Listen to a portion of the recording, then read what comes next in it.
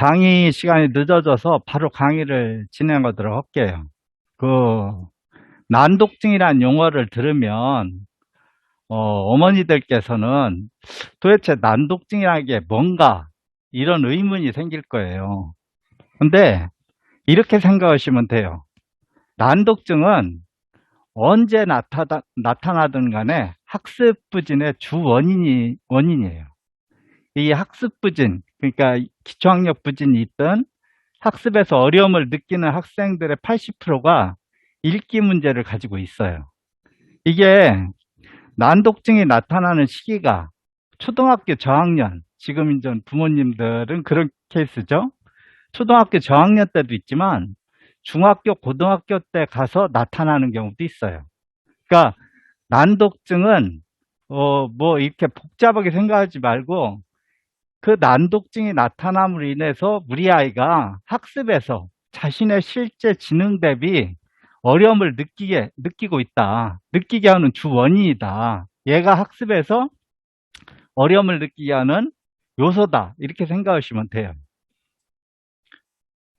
이 난독증 강의에 들어가기 전에 먼저 부모님들이 미리 알아두셔야 될 게 있어요. 이 일반적으로 난독증에 대해서 부모님들이 크게 오해를 하는 부분이 있어요. 이 난독증 하면 난독증의 일부 증상을 난독증 전체를 생각하는 경향이 있어요. 작년의 일인데 어느 지역에 그 군 단위 지역이었거든요.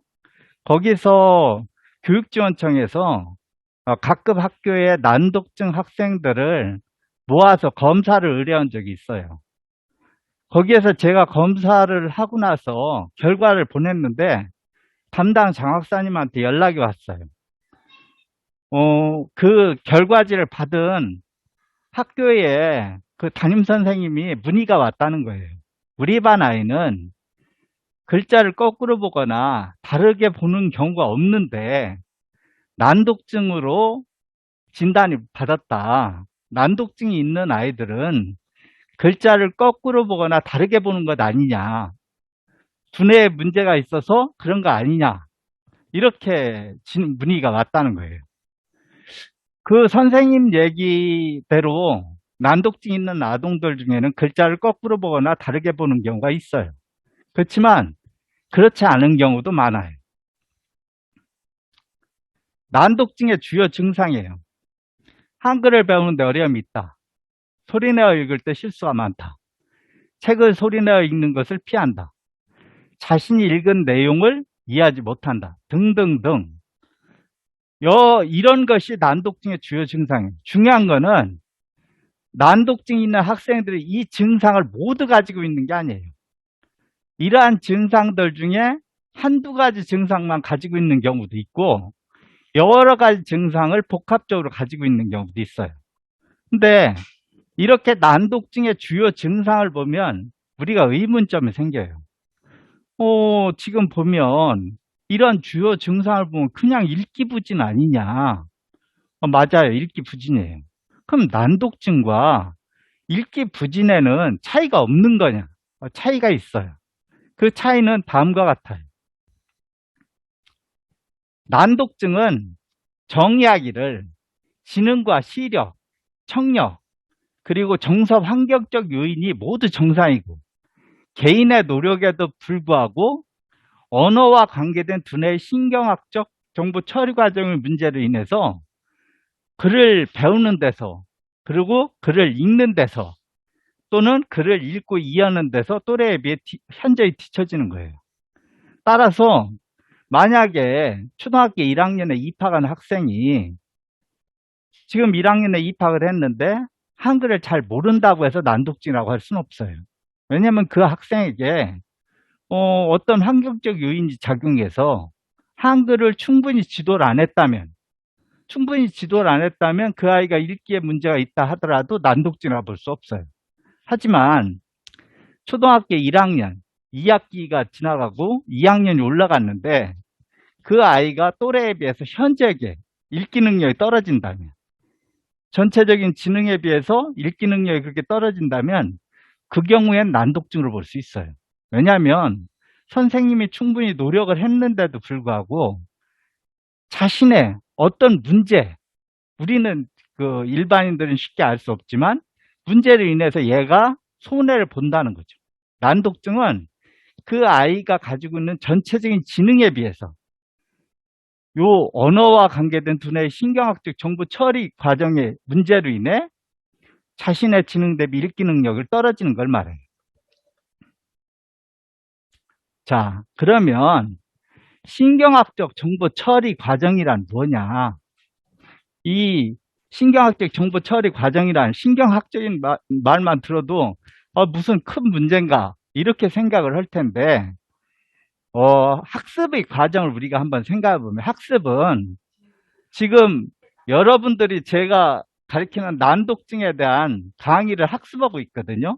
그럼 이 학습은 뭘 이루어지냐면 여러분들이 제가 제공하는 PPT를 눈으로 보고 지금 설명하는 걸 귀로 들어서 눈기등 감각기관을 통해서 인지돼서 학습이 이루어져요.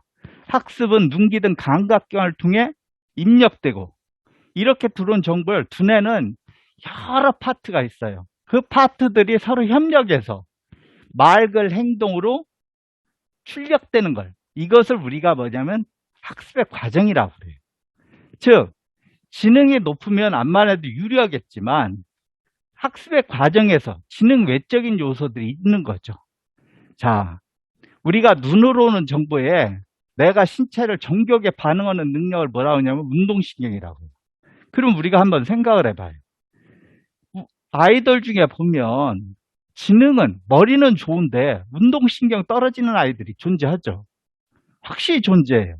그 아이들은 보면 머리는 좋은데 약간 어설프죠. 마찬가지로 우리가 언어라는 정보를 처리하는데 지능은 높은데 언어 정보 처리 능력이 지능 대비 떨어지는 아이들이 존재해요. 학습을 한번 봐요.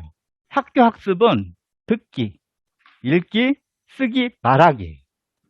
즉 언어라는 기반 위에 이루어지는 거죠. 따라서 자신의 지능 대비 언어 정보 처리 능력이 떨어지면 어떻게 하냐? 이 학습의 과정에서 버벅거림이 나타나요. 정보의 입력, 처리, 출력 단계에서 자동화율이 떨어지게 되고 오류가 나타나게 돼요. 이런 것들이 일종의 난독증이에요.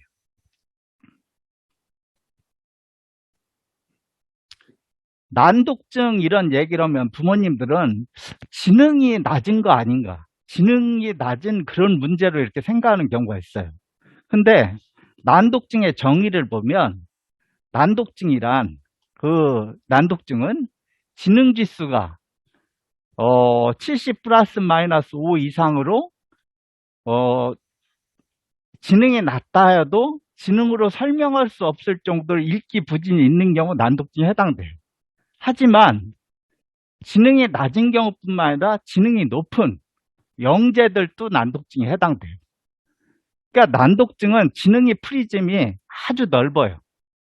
지능이 낮은 경우도 그렇고 지능이 높은 경우도 그렇고 공통적인 건 뭐냐면 자신의 지능에 비해서 언어 정보 처리 능력이 떨어지는 경우예요. 물론 지능에 따라서 나타나는 난독증 증상이 좀씩은 달라요. 하지만 아이들 중에 보면 특히 글을 배우는 단계에서 글을 배우는데 어려움을 느끼게 되면 지능이 높아도 거기서 학습이 단절이 일어나갖고 전반적인 학습 능력이 떨어지게 나타날 수 있어요. 참고로 옛날에는 이게 DSM-5라는 것이 최근에 미국 정신과학회에선 진단분류 체계거든요. 근데 이 이전에 DSM-4까지는 난독증을 어떻게 진단했냐면 지능이 평균 이상인 경우에 지능이 높음에도 불구하고 읽기에서 능력이 떨어지는 걸 난독증이라고 했어요. 근데 그 당시 그렇게 했던 이유가 있어요. 난독증으로 진단을 받으면 미국에서는 보조금이 나와요. 난독증 개선 훈련을 받을 수 있는 보조금이 나오는데 이 비용을 지능이 낮은 경우에도 다 주기가 그러니까 지능이 높은 경우에 그 아이 지능에 비해서 읽기 능력이 현저히 떨어질 때 난독증을 진단하고 보정을 줬어요. 하지만 사회가 발전하면서 그게 아니다고. 아이들이 지능이 낮다 하여도 그 아이가 읽기에 문제가 있을 정도가 아님에도 불구하고 지능이 낮다 하여도 그 난독증을 인해서 읽기에 문제가 생기고 이것 때문에 아이가 학습 부진을 겪게 되고 학교 부적응이 나타나고 이런 문제가 생기기 때문에 지능이 낮아도 지능으로 설명할 수 없는 난독증으로 인한 경우에는 진단을 언어 처리와 관련된 문제로 인해서 나타나는 경우는 난독증을 진단해서 개선을 시켜줘야 한다. 이렇게 해갖고선 이 DSM-5로 진단 분류체가 바뀌게 됐어요. 제가 앞서 난독증에 대한 오해에 대해서 말씀을 드렸는데 글자를 거꾸로 보거나 다르게 보는 경우만 말했어요. 하지만 또 다른 오해가 있어요. 우리가 난독증 하면 TV에 나오는 게 아인슈타인이나 에디슨 같은 분이 나와요. 영재를 떠나서 그분들은 천재들이죠. 근데 그분들이 난독증이 있었냐? 있었어요. 영재도 존재하고 천재도 존재해요. 근데 그렇게 지능이 높은 분들은 자신의 좋은 지능으로 자신의 약점을 스스로 커버해요. 그래서 흔히 이 난독증에 대해서 에디슨이나 이런 아인슈타인 이런 분들이 자꾸 나오니까 아, 난독증이 있는 사람 그런 특별한 재주가 있는 거 아닌가 하는 오해를 하는 경우가 있어요. 하지만 그렇지 않아요. 난독증이 있는 사람들에게 영재, 천재가 나타나는 비율과 난독증이 없는 사람들에게 영재, 천재가 나타나는 비율은 같아요. 다만 난독증이 있는 사람들은 영재들이 다른 영재들과 다른 특성이 있어요. 영재에게는 4가지 효능이 있다고 그래요. 정보 처리의 유창성, 그리고 사고의 융통성, 독창성, 그리고 정보 처리의 정확성이죠. 이 4가지 효능 중에 난독증이 있는 영재들은 2가지가 강해요. 그 2가지가 약하죠. 자, 질문 한번 드려볼게요. 이 2가지 효능 중에 난독증이 있는 영재들은 어떤 게 좋을까요?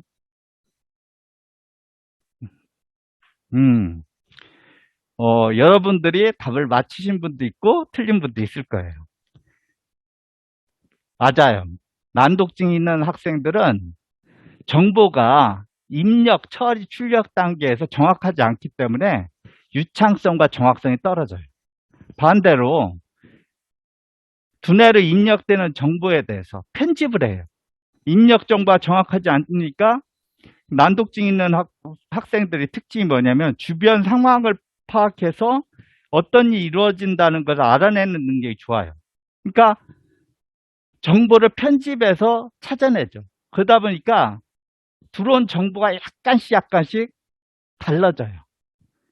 노래를 부르면 가사를 다르게 부른다든지.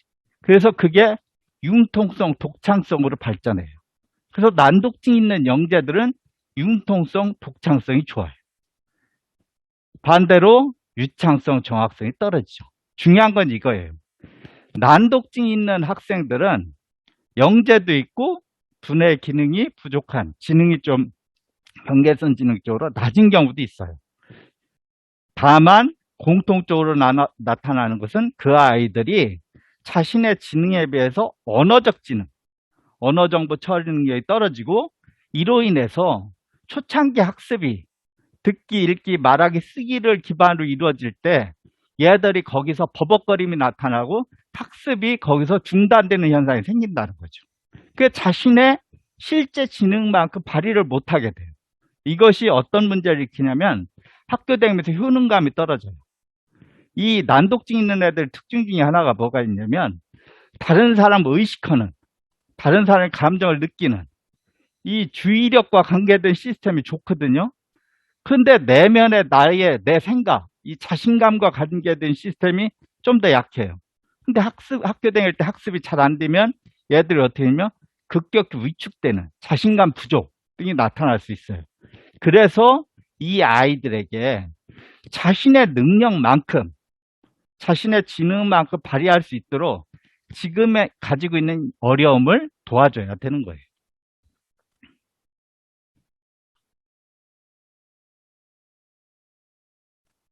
자, 이 난독증의 원인이 그럼 뭘까요? 이 그림은 읽기 시 두뇌의 움직임을 그린 거예요. 실제 fMRI로 책을 읽을 때 두뇌를 찍으면 이런 그림이 나와요. 문자라는 걸, 글자라는 걸 여러분이 잘 이해를 해야 돼요.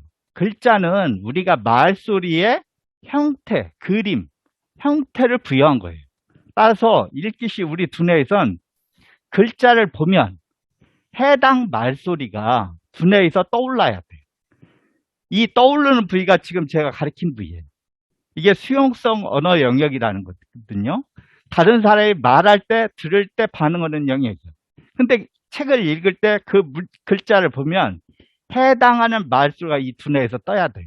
정상인들은 떠요. 글자를 볼 때.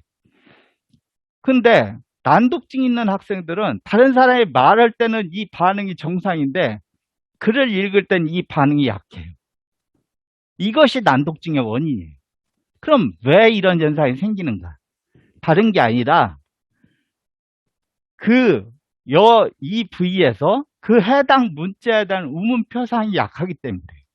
그럼 우문 표상이란 말이 낯선 용어인데 이 우문 표상이 뭐냐? 우문 표상이라는 것은 태어나서 자연스럽게 한국 사람은 한국 사람들 틈에서 자라면서 자연스럽게 형성되는 능력이에요. 예를 들어 감나무란 소리를 들으면 감나무란 소리에 반응하는 두뇌의 신경망이 있어요. 시간이 지나면 이 감나무란 소리에 정확히 반응하는, 감나무란 소리에만 반응하는 신경망이 우리 두뇌에 정확히 만들어져요. 누구는 보다 정확한데 누구는 덜 정확하다는 거죠. 덜 정확한 경우에 일상생활 대화할 때는 문제가 없는데 글자를 배우고 글자를 읽어낼 때 이게 영향을 미친다는 거예요. 이 옆의 그림을 보세요. 정상인들은 책을 읽을 때 좌뇌를 써요. 근데 난독증 있는 학생들은 좌뇌, 부족한 좌뇌를 보완하기 위해서 우뇌를 써요. 즉, 난독증 있는 학생들은 언어 처리 쪽의 시스템이 약한 대신에 전체적으로 상황을 파악하는 두뇌를 활용해서 이걸 하는데 읽기, 배우기 초창기에는 이 우뇌가 역할을 별로 못해요. 그러니까 일상생활에서는 문제가 없는데 글을 배우는 단계 초창기에 난독증 있는 애들은 이게 우뇌가 역할이 적은 상태에서 좌뇌의 기능, 언어적 처리 기능이 약하기 때문에 글을 배우는 단계에서 버벅거림이 나타나고 책을 읽는 단계에서 문제가 나타나는 거예요.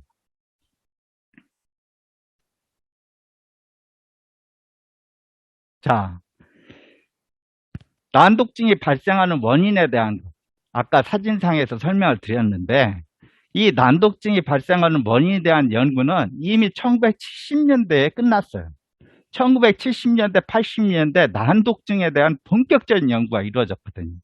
그 당시에 난독증을 연구하던 분들이 보니까 아이가 지능도 있고 가정 환경도 괜찮고 학습 환경도 괜찮은데 읽기에서 문제가 나타나는 거예요.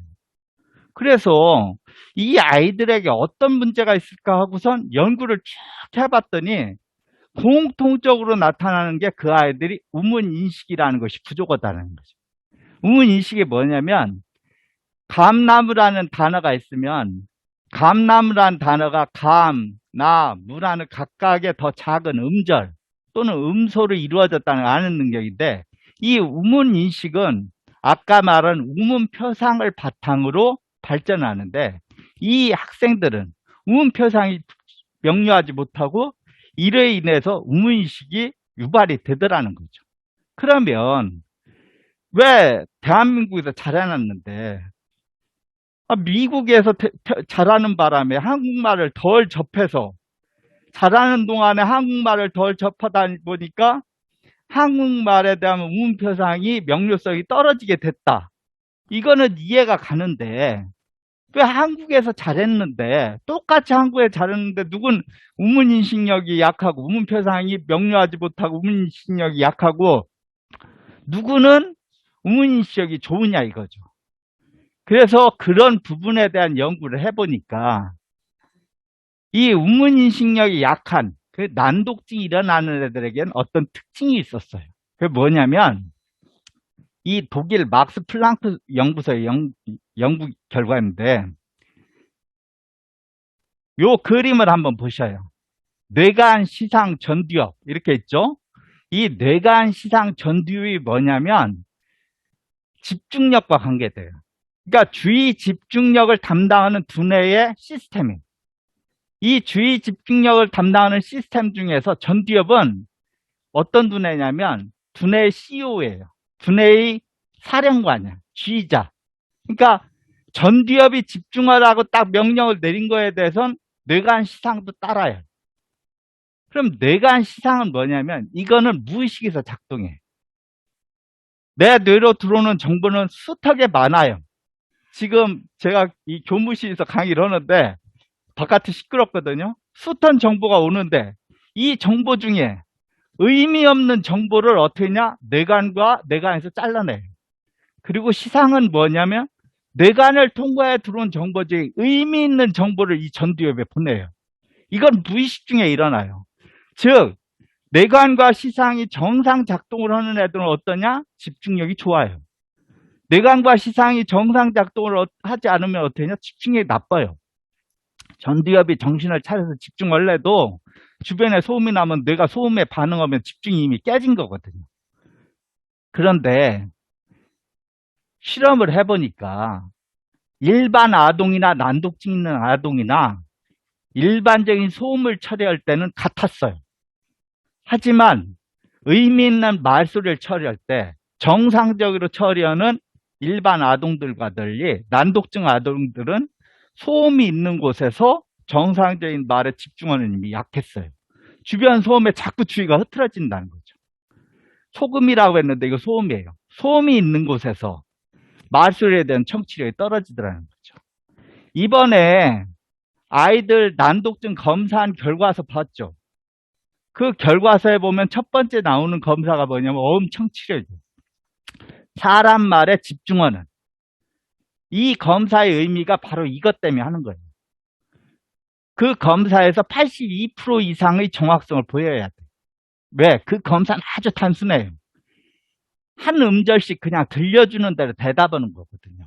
근데 약간의 소음이 있는 곳에서 그런 검사, 아주 작은 소리로 들리는 소리를 들을 때 난독증 있는 애들 어떠냐? 그 소리를 정확히 못 들어요. 그러니까 오답이 많이 나오게 되죠. 요 검사 결과를 한번 지금 아이들 검사한 걸 보시고 요 검사의 의미를 한번 보시면서 해요. 이게 문제가 있으면 소음 속에서 집중력이 떨어져요. 또 하나 이 난독증과 말소리 처리 관계에 대해서 연구한 게 있는데 제가 말을 하고 있잖아요. 그리고 PPT 화면이 제가 제공한 PPT 화면이 있어요. PPT 화면은 없어지지 않아요. 그냥 존재해요. 근데 제가 하는 말은 지금 어때요? 계속 없어져요. 말이라는 것은 매우 빠르게 미세한 차이로 변하는 거예요. 제가 하나의 음절을 두 개를 들려드릴 테니까 잘 들어보셔요. 바, 다. 자, 제가 바를 먼저 했나요? 나중에 했나요? 이게 헷갈리시면 안 돼요. 바를 먼저 했어요. 근데 이 그림을 한번 보셔요. 좌측에 있는 그림이. 이 그림을 보면 바와 다가 0.04초만 소리 분석기로 봤을 때 달라요. 그러니까 소리의 빠른 변화를 인식하는 능력이 부족한 경우에 발달 과정에서 음운 표상을 소리를 세분화해서 정교하게 만들지 못해요. 그러면 일상생활에서 문제가 없어도 학습을 할 때 불리해지죠.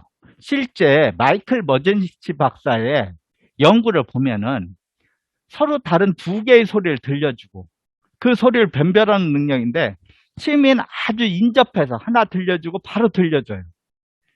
하나 들려주고 한참 있다 들려줘요. 근데 시간이 지나면 점점 이게 가까워서 바로 인접해서 들려주거든요. 이런 실험을 했을 때 일반 아동들은 0.1초 차이로 들려주는 소리까지 구분을 했어요. 근데 난독증 아동들은 0.3초가 넘어가니까 오답률 0.3초 이내로 소리를 들려주는 속도가 빨라지니까 어떻게 되냐면 오답이 엄청 많이 늘었어요. 즉 난독증 있는 아동들은 말소리에 대한 소음이 있는 곳에서 사람 말에 대한 집중력 떨어지고 사람 말의 빠른 변화를 인식하는 능력이 떨어진다는 거예요.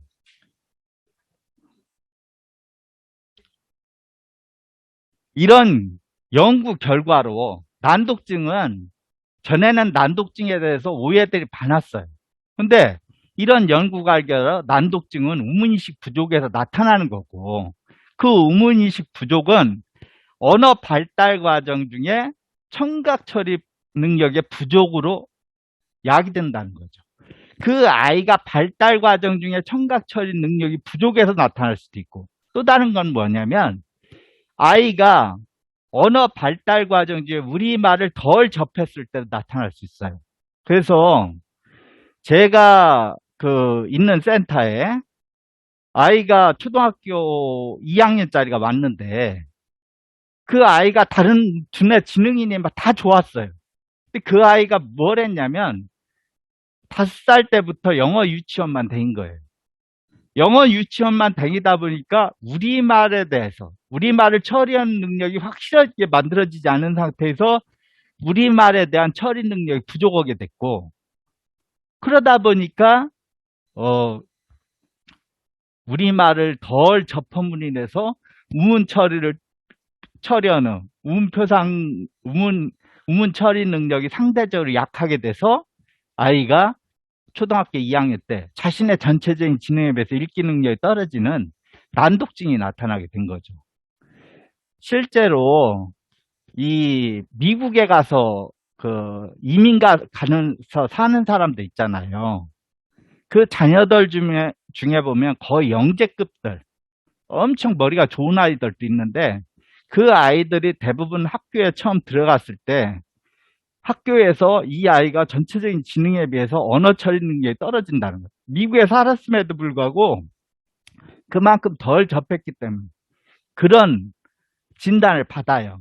마찬가지로 지금 우리나라에 사는 아이들 중에 다문화 가정의 아이들 같은 경우는 우리 말을 주의를 기울여서 접한 절대량이 부족해요.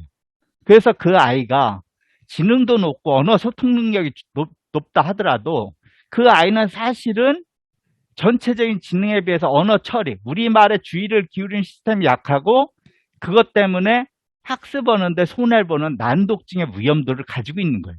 그래서 그런 부분에 대한 적극적인 도움이 필요하죠.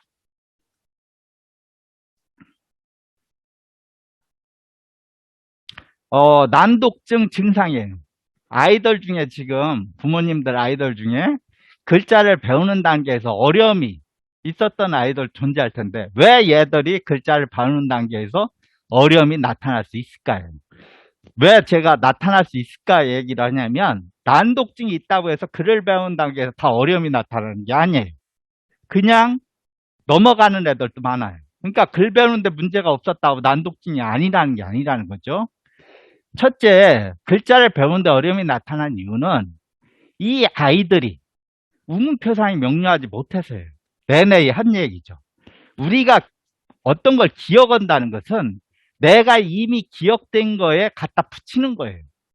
감나무란 소리를 어려서부터 수택에 들어서 감나무란 소리에 반응하는 두뇌 신경망이 확실하면 이 문자라는 것은 말소리의 형태를 부여한 건데 내가 두뇌에 기억되는 말소리의 이 형태를 시각적 기억을 갖다 붙여요. 그러면 인출하기가 쉬워요. 기억되고 인출한 게 많으니까 어떠냐? 기억된 단어들이 많으니까 두뇌에 기억된 글자들이 많아지면 그 규칙을 두뇌 스스로가 글자가 어떻게 이루어지는지 규칙을 아는 글자가 많아지면 스스로 깨달아요. 우리 두뇌는 그렇게 돼 있어요. 정보가 많아지면 그 정보를 범주화한다고 하거든요. 그래서 그 구조를 깨달아요. 그때 자기가 그래서 지나가는 글자를 읽었더니 엄마가 가르치지도 않은 글자 어떻게 하냐고 칭찬하면 자신감이 생기죠. 근데 반대로 한번 생각을 해봐요. 글자를 배우는데 두뇌 글자에 대한 운문 표상이 약해요. 그러면 지금 오늘 엄마가 가르쳐준 글자의 시각적 기억이 두뇌에 기억될 만한 마땅한 붙을 만한 데가 없어요. 그러면 다음날 물어봤을 때 모를 수 있죠. 그럼 엄마가 화를 내요. 이런 게 반복되다 보면 얘는 글자를 배우는 행위가 굉장히 정 떨어지는 행위예요. 그러면 집중을 안 해요. 그 다음부터. 이런 현상 때문에 글자를 배우기가 어렵죠. 또 다른 문제는 뭐냐면 난독증 아동들은 우뇌로 정보를 우뇌로 인식하는 게 강해요. 근데 글자는 좌뇌로 배워야 되거든요. 근데 이 아이들이 스트레스를 받았을 때 이 아이들이 우뇌가 우성이다 보니까 우뇌가 정보를 인식해요. 우뇌로 정보를 인식하는 게 왜 문제가 되냐면 좌뇌는 방향성이 있어요. 왼쪽에서 오른쪽으로 정보를 인식하는 거다면 그렇게 인식을 해요. 자, 파란 화살표를 보세요. 이 자를 파란 화살표대로 보면 2예요. 근데 빨간 화살표 순서를 읽으면 10이 돼요. 우뇌는 방향성이 없어요. 글자는 왼쪽에서 오른쪽으로 보고 위에서 아래로 보는 거라고 우리 뇌가 인식하고 있지만 우뇌로 보면 그렇게 않고 3차원적으로 보게 되는 거예요. 어제 엄마가 가자를 가르쳤어요. 가. 그래서 기억을 했어요. 오늘 엄마가 나자를 들고 이게 나라고 하는데 이 나자에서 기억 부분만, 니은 부분만 뒤집어졌어요. 그러면 내 눈에는 어제 배운 가자나 오늘 배운 나자가 똑같아요. 근데 엄마가 오늘은 나라고 얘기해요. 어제 분명히 내가 가라고 기억을 했는데 이 아이한테는 혼동이 오는 거죠. 이런 저런 것 때문에 얘들은 글자를 배우는데 빨리 뇌에서 범주화를 못하고 또 기억도 언어에 대한 문자에 대한 기억도 약하고 그러니까 글을 배우는 게 잘 안 되니까 뇌가 스트레스, 글을 받는 행위를 스트레스로 여기서 회피하는 현상이 생기게 되는 거예요. 자, 난독증이 있는 애들이 글자를 다 배웠어요.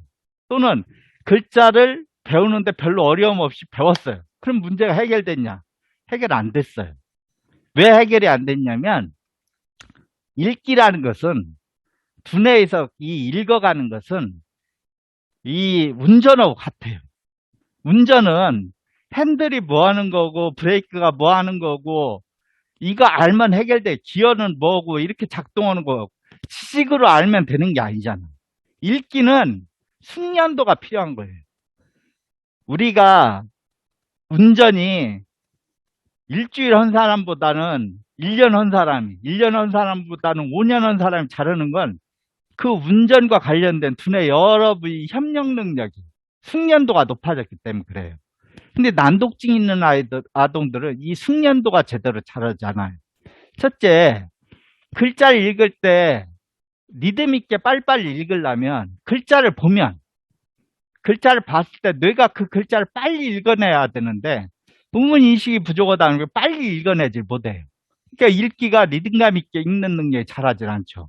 두 번째, 이 난독증 있는 애들의 특징이 뭐냐면 두뇌가 성능이 차이가 있어요. 좌뇌, 우뇌 성능의 차이가 있고 성능의 차이가 있으면 어떤 현상이 생기냐면 협력을 안 해요. 협력을 안 하니까 어떻게 하냐면 예를 들면 눈이 글자를 봤을 때 귀가 그 글자를 읽어야 돼요. 이게 눈귀가 딱 통합돼서 한 박자로 글자를 인식해야 되는데 이게 잘 안 돼요. 그러니까 미음, 비읍, 니은, 디귿 같이 비슷한 글을 두뇌가 건성 보니까 보긴 봤는데 확실하게 구분이 안 돼요. 그러다 보니까 이게 뭐냐? 읽기에도 문제가 생기지만 받아쓰기에도 문제가 돼요. 또 하나, 이게 지금 이 그림을 한번 보셔요. 이게 뭐냐면 2년 동안 글을 몰랐던 애가 글을 읽을 때 눈동자를 찍어봤더니 글자를 한 자씩 봐요. 그럼 정상적인 읽기 시야는 어떠냐? 넓어요. 우리가 책을 읽을 때 글자를 한 자씩 보는 게 아니에요. 여러 자씩 보는 거예요. 이게 시야가 넓어야 하면 내용을 이해하면 읽는데 읽기를 하던 동안에 글자를 배울 때 너무 스트레스를 받았기 때문에 글자를 어떻게든 읽어내려고 하다 보니까 이런 좁은 시야가 생긴 거예요. 이런 것이 난독증이 있을 때 읽기가 이렇게 유창하게 읽는 능력이 자라는 걸 방해를 해요. 또 다른 문제는 뭐냐면 글자를 배우는 상태에서만 글자를 다각도로 보는 게 문제를 일으키는 게 아니라 글자를 읽어낼 때도 내가 완벽하지 않은 상태에선 이 현상이 생겨요.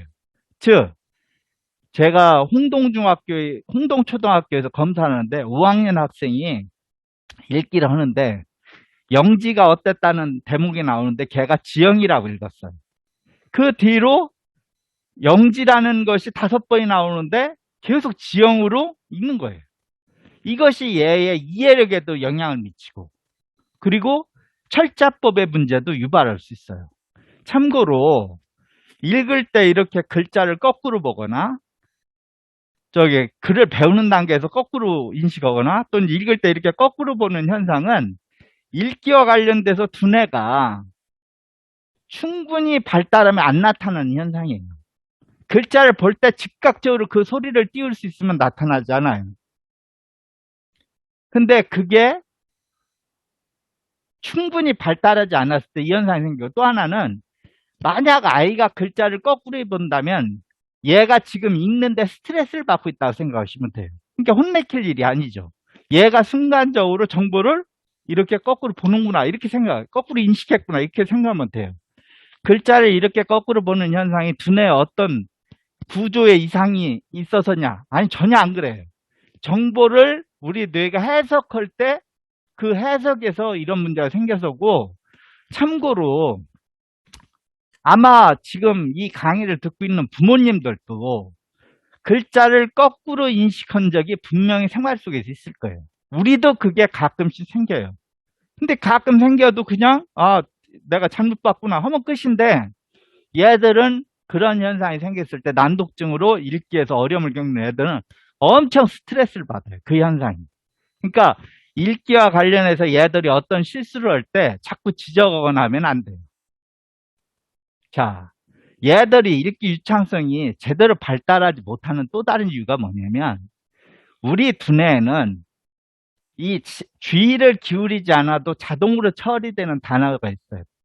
그랬습니다, 저랬습니다 같이. 또는 익숙한 단어, 예를 들어 정치인 이름으로 김영삼 이런 것들은 워낙 우리가 소리를 많이 접하다 보니까 눈이 글자를 보면 그냥 쉽게 인식이 돼요. 내가 주의를 기울이지 않아도. 그런데 난독증 있는 학생들이 뭐가 부족하대죠? 우문표상이 약화됐어요. 이 말소리를 정확하게 뇌에서 인식하지 못하고 있기 때문에 얘들은 이 사이트 워드 처리되는 속도가 발달하기 힘들어요. 무슨 얘기냐면 여기 봄비라는 단어가 있어요. 이 봄비는 써있긴 봄비예요. 하지만 읽을 땐 봄비라고 읽어요. 왜 이렇게 읽냐면 이유는 단 하나예요. 우리가 말을 할 때 봄비라고 하기 때문에. 봄비가 와요 하거든요. 봄에 오는 비지만 갖춰 붙여서 읽을 때 봄비가 와요 이렇게 말하지 봄비가 와요 이렇게 얘기하잖아요. 그러면 아동이 책을 읽는데 봄비라고 써있지만 자기가 봄비라고 읽었더니 선생님이 봄비라고 읽는 거라고 한번 가르쳐 줬어요. 내가 봄비라는 소리를 전에도 많이 들었었어. 내 두뇌에서 익숙해. 그러면 쉽게 봄비 오는 상황을 연상할 수 있고 봄비라고 읽어요. 봄비라고 써있지만 봄비라고 읽어요. 이걸 받아들이는데 아이가 쉬워요. 근데 만약 봄비라는 소리가 자기 귀에는 봄비 이런 식으로 우문표상이 명료하지 못했던 아이 같은 경우는 봄비라고 써있는데 봄비라고 읽으라면 얘 입장에선 헷갈려요. 왜 봄비라고 써있는데 봄비라고 읽어야 되나? 그럼 얘 입장에서 어떻게 했냐? 읽을 때 이걸 주의를 기울이면 봄비라고 읽고 좀만 주의를 안 기울이면 봄비라고 읽게 돼요. 그럼 봄비라고 읽을 때 어떻게 했냐? 두뇌가 계속 버벅대는 거거든요. 봄비라고 읽어도 내가 주의를 기울여서 읽는 거고. 그러니까 전체적인 내용, 그림이 잘 안 그려지게 되는 거죠.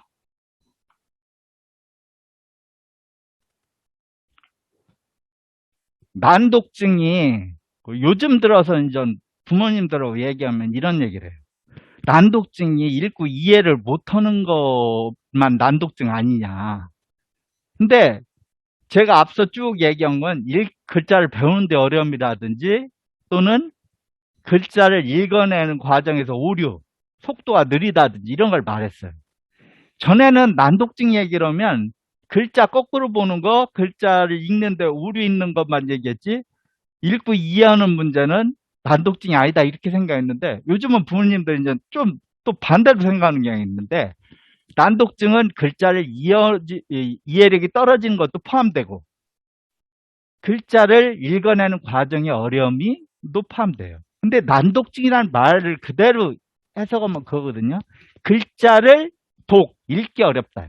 그럼 글자를 읽기 어려운데 왜 이해력이 떨어질까요? 자, 우리가 책을 읽을 때 우리 두뇌에서는, 글을 읽을 때 우리 두뇌에서는 문자를 읽어내는 것과, 이걸 문자 해독이라고 해요. 여기 그림 있죠? 또 하나는 내용을 이해하는, 그 내용이 뭔지를 생각하는 과정이 두 가지 과정이 동시에 진행돼요. 상대가 읽어준다면 이 문자 해독의 과정이 없어요. 그냥 이해만 하면 돼요.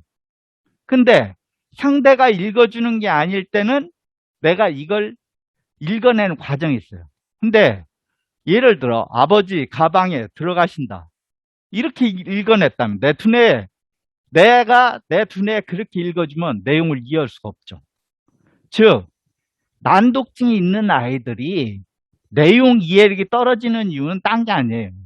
내 머릿속에 읽는다는 건 남이 들려주듯이 내 두뇌에 들려주는 건데, 내 머릿속에 들려주는데 제대로 못 들려준다는 거죠. 제대로 못 만들어 들려주는 거예요. 가끔 읽고 이해하는 문제는 지능의 문제가 아니냐, 우리 아이가 읽고 이해를 못한 떨어질 때 그런 얘기를 하는 분들이 있었어요. 그럼 제가 해주고 싶은 얘기들이 뭐였냐, 해주는 얘기가, 실제로 아이가 중학교 고등학교 가서 비문학이라든지 이런 거 사고 추론이 요하는 거, 이런 경우라면 그럴 수도 있어요. 선언적 지식, 이걸 이해하는 데 필요한 지식이 필요하다. 그 지식이 없으면 이해 못하겠죠. 근데 동화 수준에 예를 들어 들판에 들소가 춤을 추고 있어요. 이런 걸 읽는다면 우리가 들판에 들소가 춤을 추고 있어라는 말을 들으면 춤추는 들소를 그릴 수 있듯이, 아버지가 방에 들어가신다면 들어가는 아버지를 그림을 머릿속에 그릴 수 있듯이, 누가 그걸 들려주면 상상을 하잖아요. 아버지가 방에 들어가신다고 얘기해 줬는데 못 알아듣는 사람 있나요? 그 정도면 난독증이 아니죠. 누가 들려주면 이해할 수 있듯이 내가 내 두뇌에 그렇게 읽어주면 당연히 이해가 돼야 돼요. 근데 아버지가 방에 들어가신다 하다 아버지 가방에 들어가신다 이렇게 읽으면 안 되는 거죠. 따라서 이 난독증이 있을 때 보면, 읽기는 독해의 과정인데 난독증 있는 애는 문자 해독에 주의를 더 많이 기울이고 제대로 또 그 말소를 만들어 못 하다 보니까요, 내용 이해력이 떨어지게 돼요. 이런 것들이 난독증 아동들에게 나타나는, 읽기와 관련돼 나타나는 주요 증상들, 동반 증상이 있어요. 난독증 있는 아동 중에 수학에 문제가 있는 경우가 많아요. 근데 이거는 상대적이, 무슨 얘기냐면, 읽기에 문제가 있는데 지능이 높은 애들은 수학만 좋아해요. 여기서 수학의 문제는 그 연산 문제는 푸는데 지문, 문장제 문제는 틀린다는 문제가 아니에요. 여기서 얘기하는 수학의 문제는 어떤 문제를 얘기하냐면 수 개념이 제대로 형성되지 않아요. 왜 이런 현상이 생기냐면, 이 수 개념이라는 것은 우리가 시간과 순서의 개념을 바탕으로 하는 거예요. 부모님들은 아이가 수 개념이 약할 때 수 개념을 어떻게든 설명하려고 해요. 근데 내 두뇌가 수 개념을 이해하는 데 필요한 시간과 순서 개념이 두뇌에 안 만들어져 있을 때 아무리 설명해줘도 이해할 수가 없어요. 우리가 양자 물리학을 암만 설명해줘도 이해 못하듯이요. 내 두뇌가 그걸 이해할 준비가 돼 있어야 되는데, 우리 두뇌는 언어를 처리하면서, 언어는 다른 사람이 말하는 걸 들을 때 내 두뇌에서 어쩌면 순서대로 처리해요. 입력된 순서대로 두뇌에서 처리를 해야만이 그 언어가 제대로 이루어져요. 그림은 달라요. 그림은 순서와 상관없이 두뇌에 입력된 순서와 상관없이 처리해도 그림은 하나의 그림이 되는데 언어는 그렇지 않거든요. 이 언어를 처리하면서 우리 두뇌는 시간과 순서의 개념이 생기는데 난독증 있는 애들이 뭐가 약화됐죠? 언어 처리가 약해요. 그래서 난독증 있는 아이들을 보면 뭐가 약하냐면 이제 순차적인 거, 절차적인 거 이런 게 약해요. 그러면 지능이 높은 난독증 아동들은 왜 수학을 좋아하냐? 얘들은 정보를 처리할 때, 학습을 할 때 유창성과 정확성이 부족하다 보니까 많은 학습량보다는 그냥 머리만 쓰는 걸 좋아해요. 그럼 수학을 걔들은 어떻게 하냐? 걔의 아이들은 순차적 처리 능력이 그렇게 약하지 않고 자기의 전체적인 흐름 속의 요점 파악하는 운의 지능에 비해서 약한 거거든요. 그럼 흐름 속의 요점을 파악하는 지능이 수학에선 엄청 중요한 지능이에요. 이런 것 때문에 난독증이 있는 아이들 중에는 난산증이 있는 학생들도 있고 그렇지 않고 오히려 수학을 좋아하는 학생들도 있어요. 이 난독증이 있는 학생들한테 공통적으로 나타나는 것은 이 쓰기 문제. 그러니까 난독증이 있을 때 두뇌 여러 부위에 성능 차이가 있어서 두뇌가 서로 협력을 안 해요. 자, 우리가 글을 쓴다는 것은 눈과 이 손이 협력을 해야 돼요. 눈과 손이 협력해야 글씨가 이뻐질 수 있어요. 근데 눈과 손이 협력을 안 하니까 어떻게 되냐면 글자를 쓰다 보면 삐뚤빼뚤이 되고 이런 현상이 생겨요. 글씨를 처음 배울 때 당연히 다들 엉망이겠죠? 시간 지나면서 이 글씨가 이뻐지는데 이게 잘 안 돼요. 그래서 악필이 많아요. 또 하나는 내 생각은 두뇌에서 뭐냐면 이 언어로 이루어진 생각은 신경신호로 돼요. 근데 이 신경신호가 말이나 글로 표현되려면은 근육의 움직임이 돼야 되고 이건 서로 다른 부서가 박자가 맞아야 돼요. 이게 박자가 안 맞으니까 어떻게 하냐면 아이를 데리고 설악산을 갔다 와서 재밌게 놀고 그리고 일기 쓰라고 하면 한 줄 쓰고 말아요. 그 아이 머릿속에 그런 설악산 또 놀았던 기억이 없냐? 있어요. 근데 그걸 말로 표현하려면 잘 안 되는 거예요. 이런 문제 때문에 이 쓰기의 문제가 두 종류로 하나는 악필 또 하나는 이 전체적인 아이가 가지고 있는 그 자신의 생각을 표현하는 쪽의 문제 이런 걸로 나타나죠. 이 난독증을 우리가 이해할 때 꼭 부모님이나 선생님들이 이해해야 될 부분이 이 주의력 그 ADHD와 구분을 해야 돼요. 어떻게 보면 난독증과 ADHD는 정반대에 있어요. 근데 난독증이 있는 학생들도 산만함을 가지고 있기 때문에 착각을 할 수 있어요. ADHD는 이 전두엽의 자기 조절 장애예요. 전두엽이 주의를 조절하고 실수로부터 학습을 이게 문제가 있는 거예요. 근데 난독증은 엄밀히 따지면 이 청각 집중력의 문제예요. 또 하나는 두뇌가 서로 성능 차이가 난다는 것이 문제가 돼요. 그래서 과도한 호기심을 보일 수 있고 창의적인 게 할 수 있고 수업 시간에 수업 집중력이 선생님이 얘기하는 거에 경청 능력이 떨어져 청취력이 떨어져서 수업 집중력이 떨어지고 이러니까 심심하니까 꼼지락꼼지락거리는 산만함이 나타날 수 있어요. 이 난독증과 ADHD를 구분하는 가장 좋은 방법이 있어요. 뭐냐면 ADHD는 장소 불문이야. 상황 불문이에요. 늘 산만. 늘 통제하기가 힘들어. 근데 난독증은 학습과 관련해서 그 산만함이 나타나요. 그러니까 학습과 관련해서 아이가 수업이라든지 이런 거 할 때만 산만하다면 이 아이는 ADHD라기보다는 난독증에 해당돼요. 참고로 이게 이제 제가 이제 학교 선생님들하고 접하다 보니까 그 상담하면서 가끔 나오는 건데 학교 입학하고 1학년 입학하고선 1, 2개월 동안은 차분했던 애가 그 다음에 산만해지는 경우가 있어요. 그건 ADHD가 아니에요. ADHD는 처음에는 차분한 척 하다가 산만할 수 있는 게 아니에요.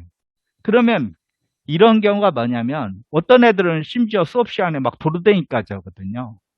근데 이게 우리 두뇌를 잘 이해해야 되는데 그 아이는 난독증이 청취력 쪽이 약한 거예요.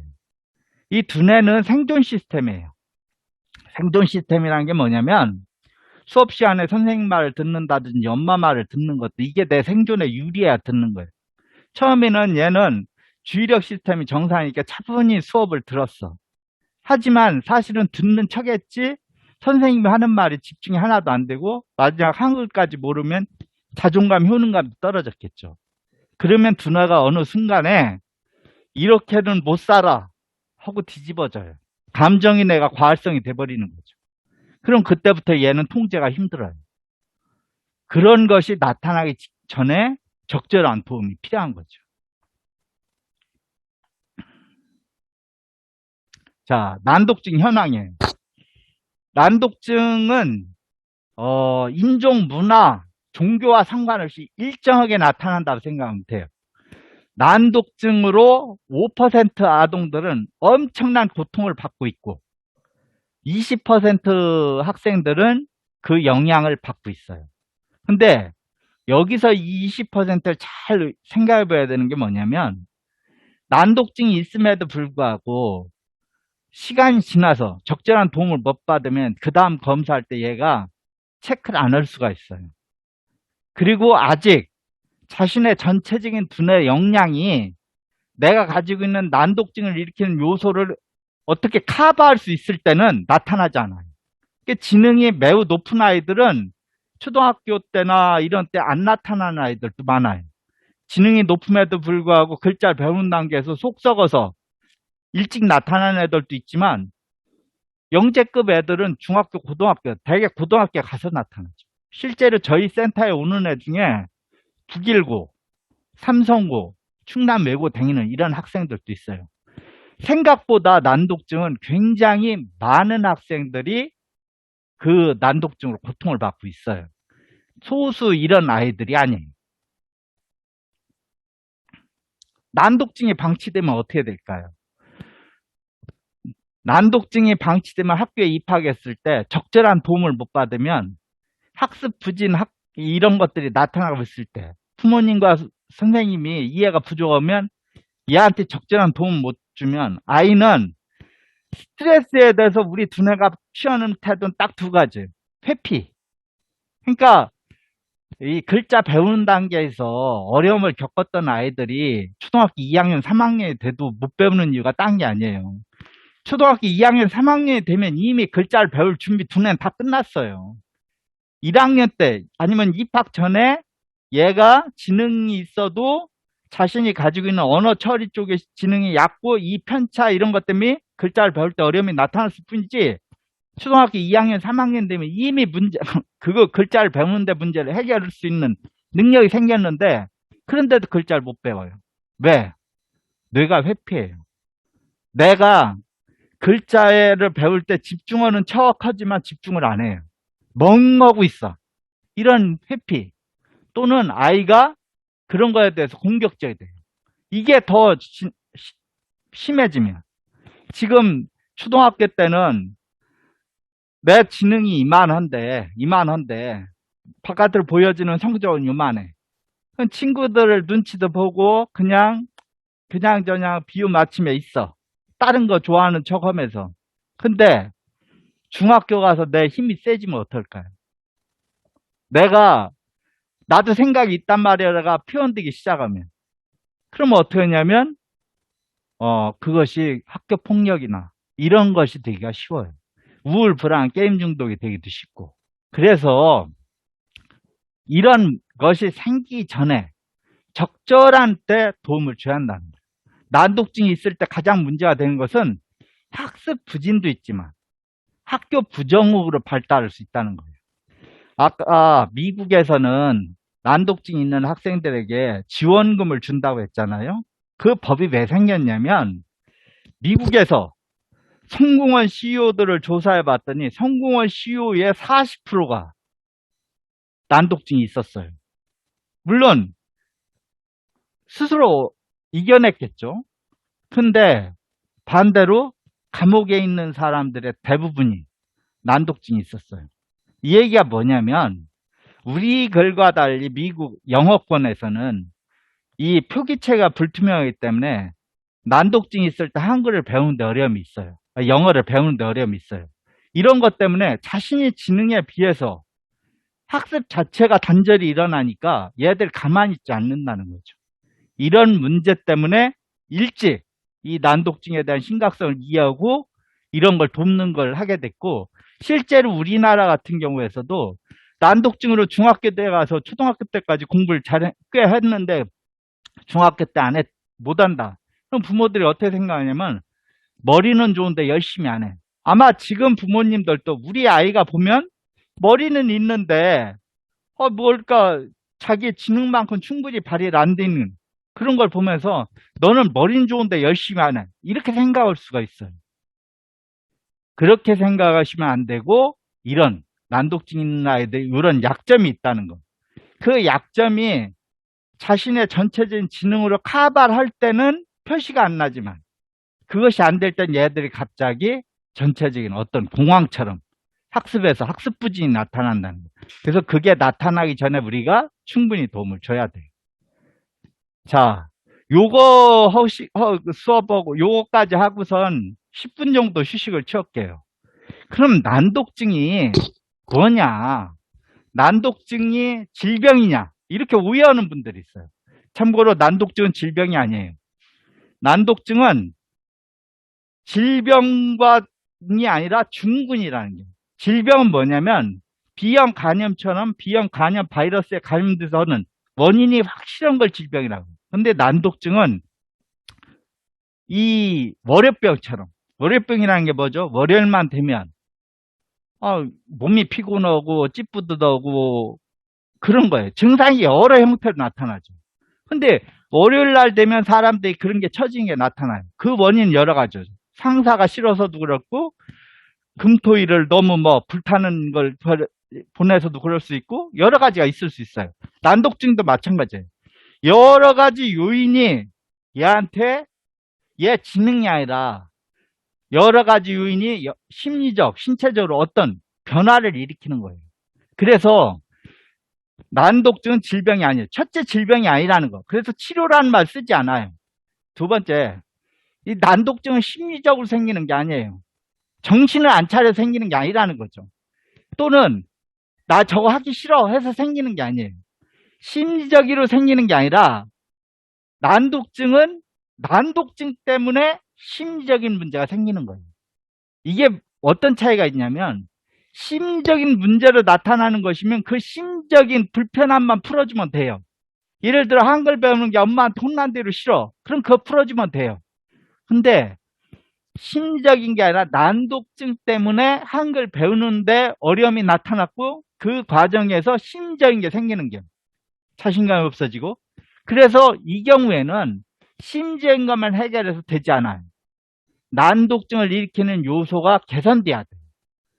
이 부분을 이해해 주시면 좋겠어요. 10분 쉬었다가 다음엔 난독증이 있는 아동들한테 어떻게 도움을 줄 것인가 이 부분에 대해서 강의를 하도록 하겠습니다. 그 아이가 읽기의 궁극적인 목적인 이염에 읽는 능력 그리고 많은 읽기가 가능할 수 있게끔 읽기 유창성을 길러주는 것 이렇게 될 수 있도록 잘못된 읽기 습관을 교정하는 것이 난독증 개선이라고 할 수 있어요. 또 하나는 뭐냐면 이런 문제가 생기게 된 원인이 있잖아요. 그건 우문 처리의 문제고 우문 처리의 문제가 생기게 된 원인은 그 아이의 소음 속에 사람 말을 집중하는 능력이라든지 소리의 빠른 변화를 인식하는 능력이 부족해 있어요. 그래서 이 부분을 개선시켜 줘야만이 이 아이가 그런 능력이 개선되면 주변에서 친구들이나 부모님이나 선생님이 하는 모든 말이 얘한테는 뭐냐면 우문 인식을 가리키는 게 따라서 이 아이가 언어 처리 능력이 확 올라가게 되고 이름으로 인해서 자기한테 잘못된 읽기 습관이 만들어졌던 문제점이 개선이 되는 거죠. 요 과정이라고 할 수 있어요.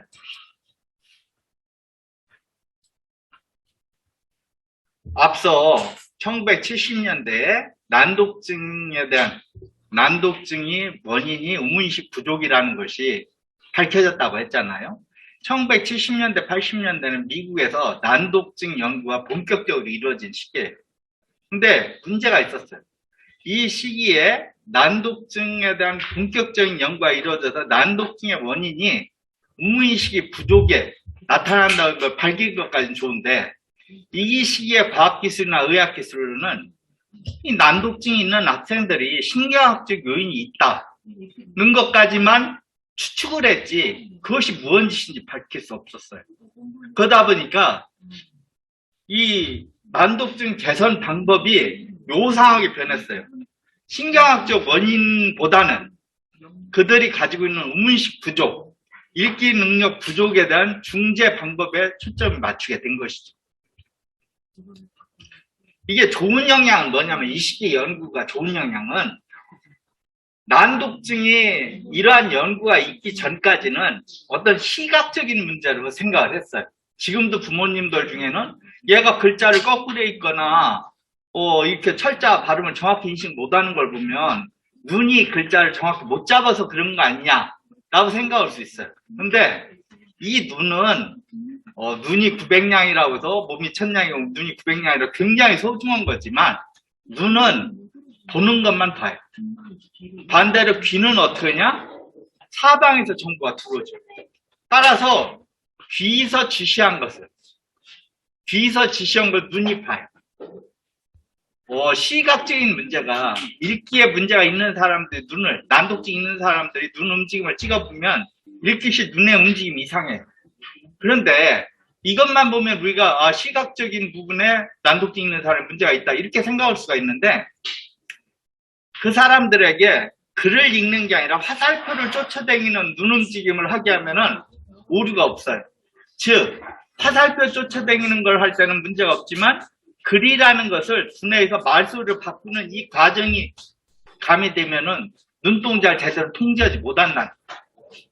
그래서 난독증이 시각적인 문제가 아니라 청각적인 문제라고 밝힌 것은 아주 좋은 거예요. 잘한 거예요. 근데 이 시기의 연구의 나쁜 영향은 뭐냐면, 읽기 부족의 원인이 신경학적 원인을 밝힐 수 없다고 해서 읽기 부족의 원인이 무엇인지 중요하지 않고 열심히 잘 가르치면 진다. 걔들이 우문식이 부족하니까 우문식을 가르치기만 하면 된다. 그것 때문에 글자 배우는 게 어려워? 글자를 배우면 된다. 이런 식으로 생각을 한 거죠. 그러다 보니까 어떻게 됐냐면, 이런 식의 지도를 하다 보니까 아이들이 글자를 읽을 수는 있어도 내용이 뭔지 읽는 능력이 자라지 않고 리듬 있게 빠르게 읽는 능력이 제대로 자라지 않은 거죠.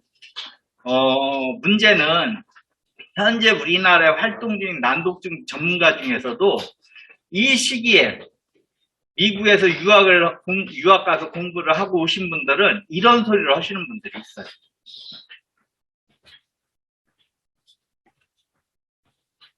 자, 이 그림을 한번 보셔요. 난독증이 있는 사람들은, 정상인들은 책을 읽을 때 이 부위가 불이 들어오는데, 난독증 있는 사람들은 불이 들어오지 않아요. 그런데 발음중심 지도라는 게 있거든요. 우문인식을 발음으로 가리키는 거예요. 이 발음중심 지도를 한참 하고 보면은, 검사해보면 이렇게 변해요. 이걸 갖고 발음중심 지도를 강조하던 분들은, 난독증 지도에 있어서 하나하나 글자를 읽는 법을 가르쳐야 한다고 했던 분들은, 봐라, 발음중심 지도를 하니까 난독증의 원인, 근본적인 원인이, 이렇게 두뇌가 난독증 있는 사람들은 이 부위가 반응을 안 했는데 가르친 게 이렇게 반응했지 않냐 라고 주장을 했어요. 이거에 대해서 이 반대하는 측에서는 뭐랬냐면, 이렇게 난독증이 있는 애들이 읽을 때 움직이지 않던 것이 움직이게 된 거는 그렇지만, 이렇게 됐어도 읽고 이해하는 능력이 제대로 자라지 못했다. 따라서 그것은 근본적인 개선 방법이 아니다, 이렇게 주장을 했죠. 그런데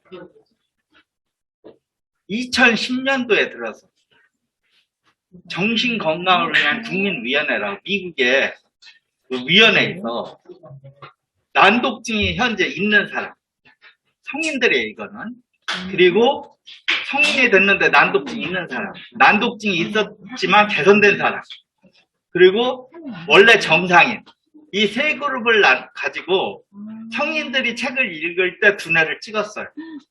그 결과 좀 충격적인 결과가 나왔어요. 정상인들은 요 부위에, 이게 베네디트 영역이라고 수용성 언어 영역이 됐잖아요.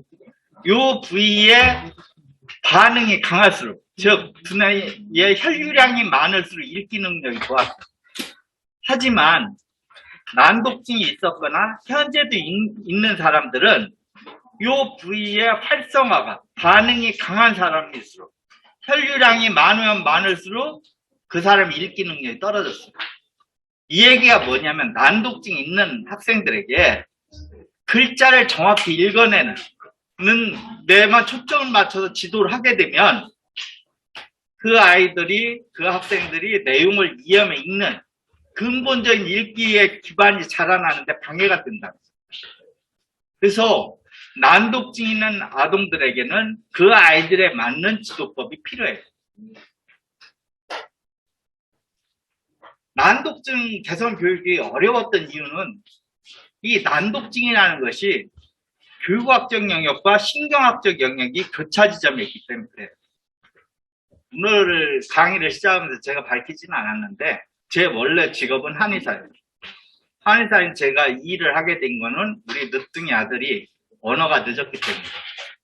그래서 그 당시에 이런 쪽 공부를 하는 의사 그룹에 접촉하게 됐고, 이런 공부를 하는 의사 그룹들하고 같이 이런 공부를 하게 됐어요. 하면서 두뇌에 대한 전반적인 공부도 하고 학습, 두뇌학습 크리기라는 것도 하게 됐죠.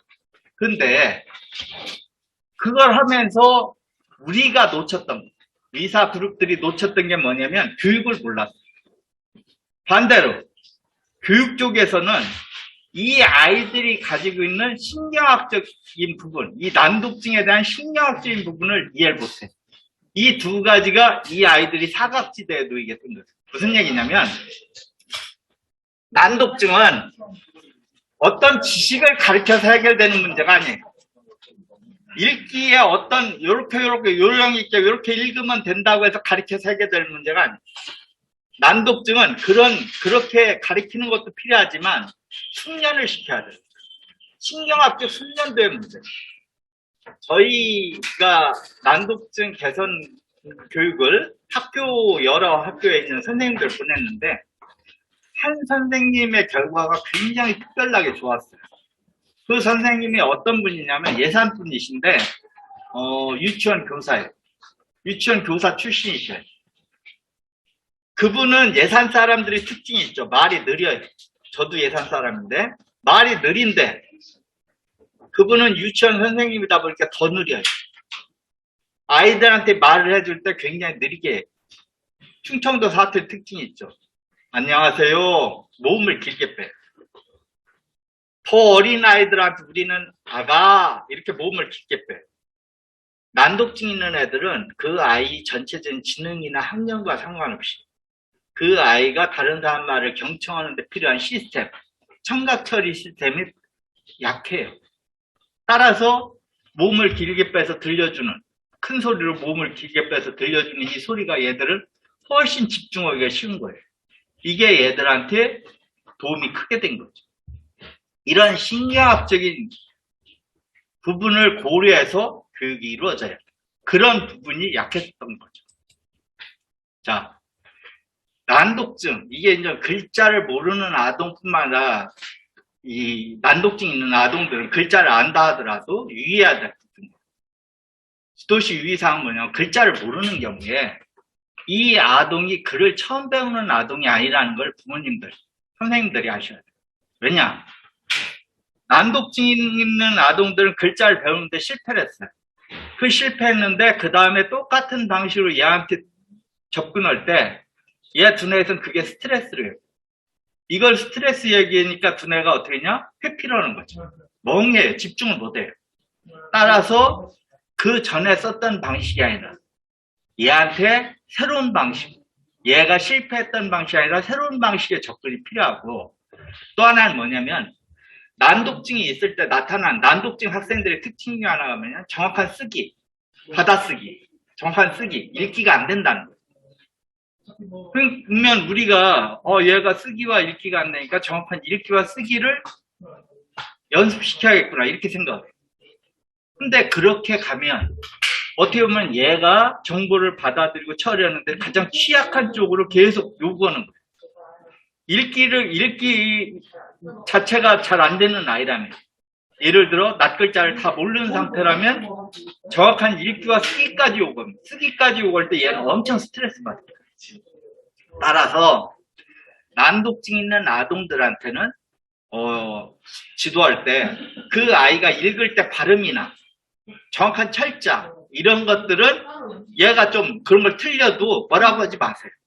이 아이들은 사물을 볼 때 부분 보는 게 아니라 전체를 봐. 우리가 그림을 그릴 때 부분을 세밀하게 그리는 사람도 있고 전체를 대강의 윤곽을 그리고 점점 색칠해서 칠해내는 방법도 있잖아요. 얘들은 그런 아이. 이 난독증이 있는 아이들이 영어 학습에서 어려움을 느껴요. 외국어 학습에서 어려움을 느끼거든요. 이 난독증 있는 아이들이 영어 학습에서 어려움을 느끼는데 이 아이들에게 철자 발음으로 가면 얘들은 영어 절대 성공하기 힘들어요. 그럼 영어를 얘들한테는 어떻게 하냐? 그냥 통문장으로 단어 수준이 아니라 문장 수준에서 통문장으로 읽어주고 걔가 따라 읽고 그걸 갖다 외워서 외우게 해서 그냥 뜻을 정확하게 이 부분의 단어 철자를 쓰진 못해도 중얼중얼 할 수 있게끔 이렇게 해주면 아이가 영어 문장이 두뇌에 더 익숙하면 그게 속한 단어도 좀 더 배우기가 쉽고 익숙해지는 거죠. 익숙하게 만들어줘야 돼. 한글은 매우 과학적이에요. 또 영어와 달리 표기체가 투명하죠. 따라서 한글을 배울 때 어떤 아이들을 글자를 배우는 단계에서부터 문제가 있지만 그렇지 않은 아이들도 많아요. 그러면 글자를 배우는 단계에서 문제가 없었던 아이 또는 현재 글자를 다 띈 아이들은 난독증이 없는 거냐? 그게 아니에요. 난독증이 있는 아이들의 우리나라의 경우 난독증이 있는 아이들의 문제가 뭐냐면 이 읽기 유창성이라는 것이 두뇌에서 이 읽기 유창성이 제대로 자라나진 않아요. 읽기 유창성이 뭐냐면 읽기의 이 5가지 요인 중에서 문자를 해독하는 것과 내용을 이해하며 읽는 것에 다리를 연결해 주는 거거든요.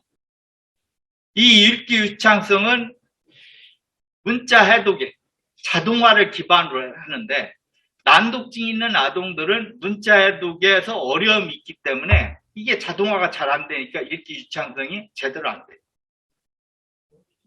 참고로 미국에서는 이 파닉스라는 거 있죠. 글자를 이렇게 조합해서 하는 거. 이 파닉스를 가리키는데 한 달 이상 가리켜도 아이가 파닉스에서 혼동이 오면 더 이상 파닉스 가리키지 말라고 해요. 그럼 어떻게 했냐? 파닉스를 자꾸 파닉스에 집착하면 얘가 로봇 읽기를 한다. 내용을 모르면.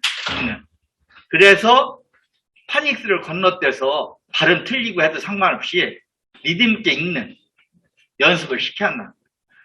지금 자녀들한테 필요한 것이 이거예요. 읽기 유창성을 길러줘요. 물론 글자를 다 모른다면 글자 가르쳐야 돼요. 하지만 글자를 가르치는 것도 기존에 얘가 언제까지 배웠던 방식이 아니라 다른 방식으로 접근이 필요하고 만약에 초등학교 2학년인데 3학년인데 글을 모른다, 완벽하게 못됐다면 그 아이가 글을 알아도 읽기 유창성이 제대로 형성될 수가 없어요. 그러니까 글을 모르던 난독증에서 내용을 모르며 읽는 난독증이 되죠. 따라서 이것을 개선하기 위해서는 뭐냐? 글자를 배우는 단계부터 또는 현재 글자를 알고 있다 하더라도 리듬 있게 이해하며 읽는 연습을 시켜줘야 돼요. 자, 난독증 개선 방법이에요. 소리내어 읽도록 경험을 시키는 거예요. 지금 이게 학생이 보는 텍스트예요. 아이가 보는 텍스트. 이게 선생님이 보는 텍스트예요. 선생님이 읽어줘요. 붕덩 하고. 그럼 아이가 붕덩 따라 읽죠. 그럼 엄마 우리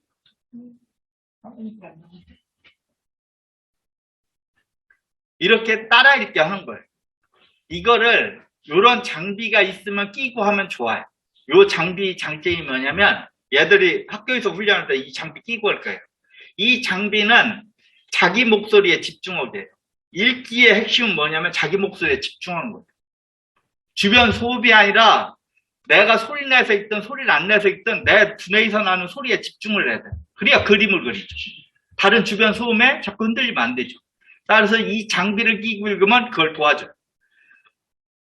선생님이 읽는 걸 따라 읽는데 이렇게 따라 읽는 것을 왜 하냐면 아이들이 글자를 읽어내는데 어렵다 보니까 아이들이 아버지 가방에 들어가신다. 이렇게 제대로 끊어읽기를 못하고 아버지가 방에 들어가신다. 이렇게 읽어야 되는데 아버지 가방에 들어가신다. 이렇게 잘못 끊어읽는 게 생겨요. 근데 이런 동시나 텍스트를 선생님이 읽는, 부모님이 읽는 걸 따라 읽으면 얘가 글자를 의미 단위로 읽어내는 연습이 돼요. 그래서 읽고 따라 읽기를. 그럼 진행하는데 몇 회 정도 하냐? 보통 인전 이런 걸 한 번 하면은 부모님들은 했으니까 다음 텍스트를 하는데 두뇌를 이 훈련의 목적은 두뇌가 그 정보를 처리하는데 익숙하게 만드는 거예요. 한 번 그렇게 읽었다고 두 번째 읽으면 읽을 수 있나요? 그렇지 않죠. 그러니까 최소한 5번 이상 해야 돼. 5번 이상 했더니 얘가 이걸 외워서 읽더라. 그건 경산한 거죠. 얘가 글자를 외워서 읽으면 그렇게 읽는 것이 두뇌에 그런 문장들이 두뇌에 많이 기억돼 있다면 그 유사한 걸 읽어낼 때 얼마나 얘가 쉽겠어요.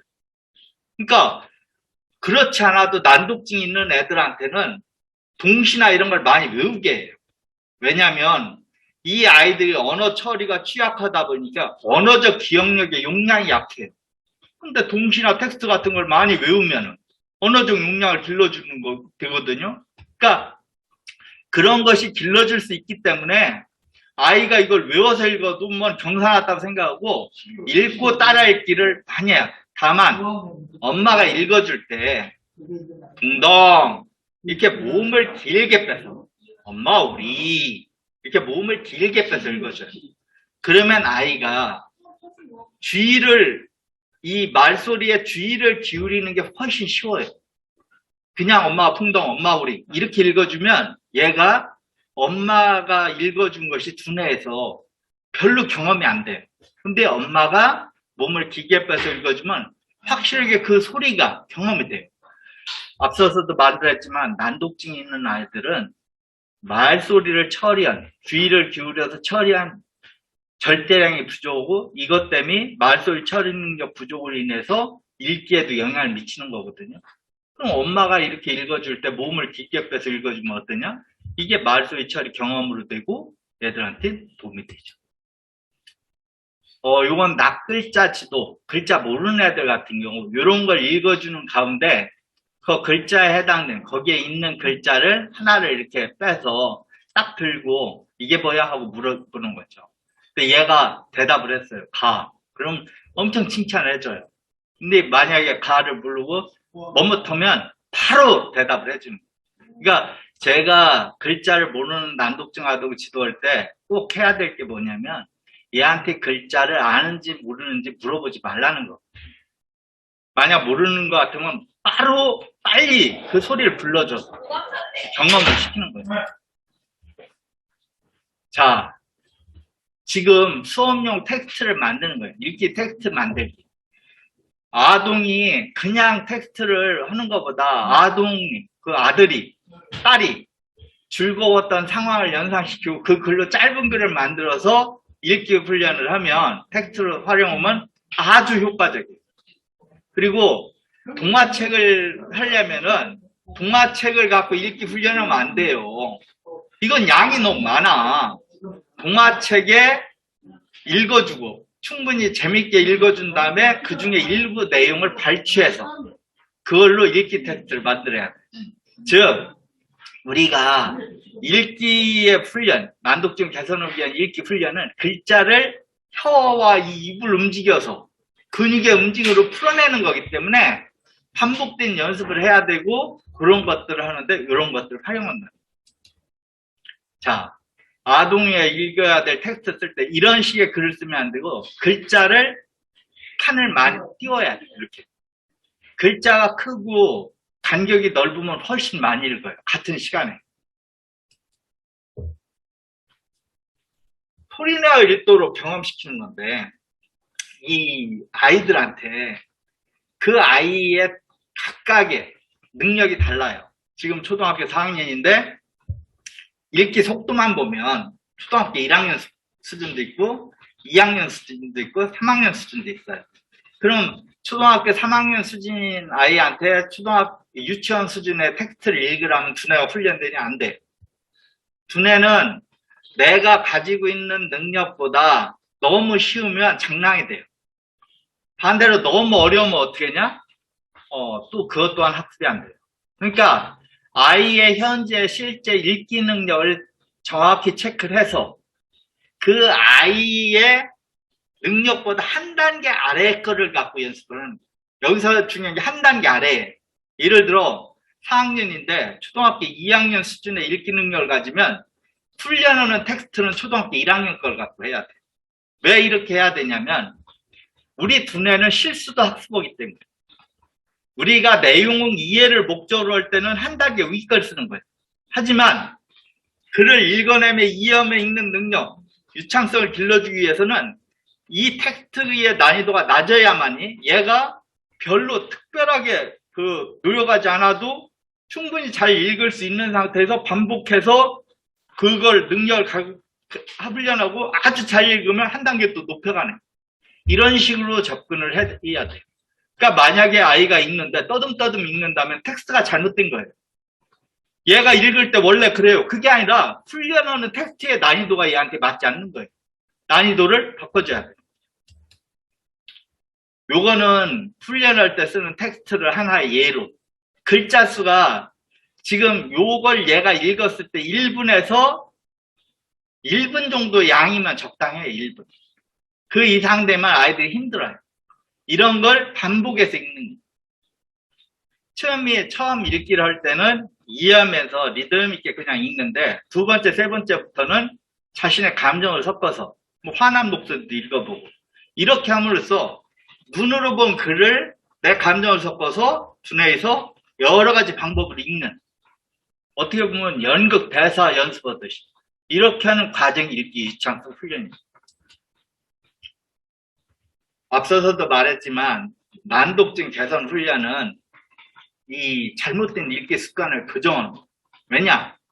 이 아이들이 자신이 가지고 있는 신경학적 약점 때문에 운동을 배우는데 잘못된 폼을 그 자신의 현재의 약점을 해결하기 위해서 잘못된 폼을 익혔어요. 어떻게 보면 내가 가지고 있는 골프 같은 거 치다 보면 그런데 약점을 해결하기 위해서 탁구를 칠 때라든지 이럴 때 제대로 된 폼이 이런 폼이라면 그게 아니라 이렇게 치는 거죠. 그렇게 하면 좀 더 맞으니까 지금 현재의 문제를 해결해서. 근데 이 잘못된 읽기 습관, 이 폼이 학년이 올라가서 더 많은 양을 읽어야 될 때 방해가 돼요. 그래서 잘못된 이 읽기 습관 교정을 하는 것이 첫째고 두 번째는 뭐냐? 이것이 원인. 그러니까 예를 들어 이거 운동을 하는데 지능도 있고 운동신경도 괜찮은데 발이 약간 뼈서 그것 때문에 나쁜 습관이 생겼어요. 나쁜 습관 교정해 주는 것도 중요하고 발 삔 것도 고쳐줘야죠. 이것이 난독증 개선에서의 핵심이에요. 그런데 필요한 것이 이런 프로그램. 이번 학교에서의 훈련은 이런 프로그램을 진행할 거예요.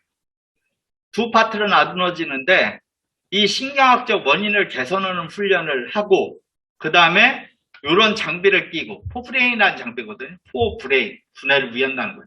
이런 장비를 끼고 읽기 훈련을 선생님이 따라서 자신의 수준에 맞는 텍스트 갖고 훈련을 할 거예요. 참고로 이 훈련 비용이 지금도 있잖아요.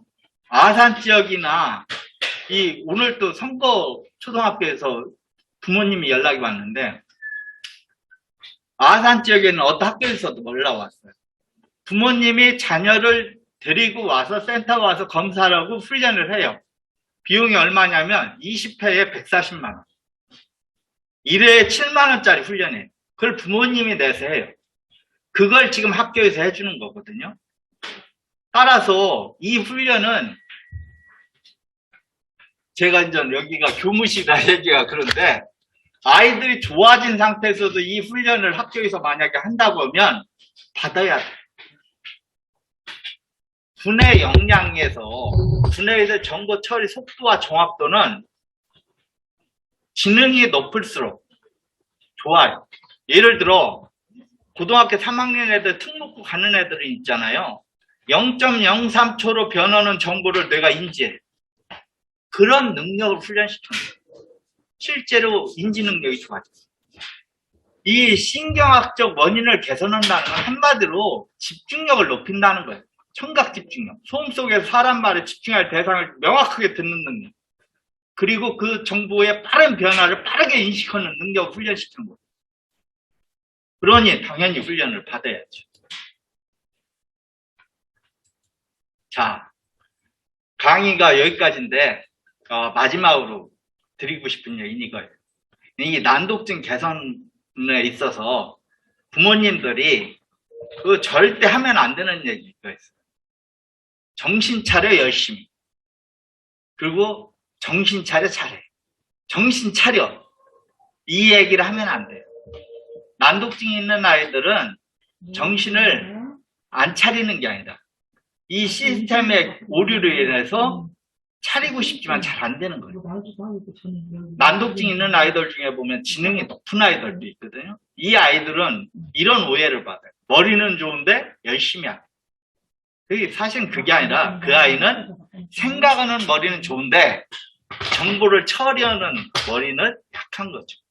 그래서 그 문제를 개선시켜줘야 될 문제지 그 아이의 어떤 잘못된 성격이나 이런 것 때문에 만들어진 게 아니기 때문에 정신 차려 열심히 정신 차려 이런 말을 하면 안 돼요.